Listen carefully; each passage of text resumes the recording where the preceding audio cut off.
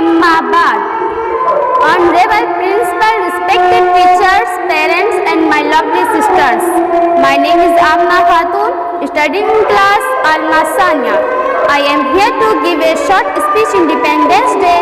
I feel bright to present this speech first of all. I wish you all a very happy Independence Day. Today is the most important and auspicious day for all Indian because 15th August in 1947 India got independence from British rule.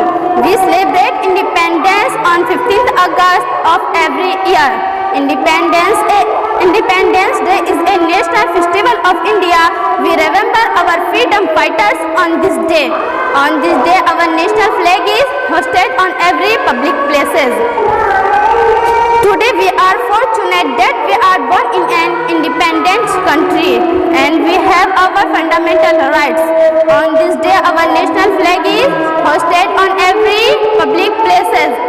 So it is our responsibility to sincerely perform our duty and progress together for the growth and development of our country. With these words, I end my speech. Thank you and thank God. وما علينا إلا البلاغ والسلام عليكم.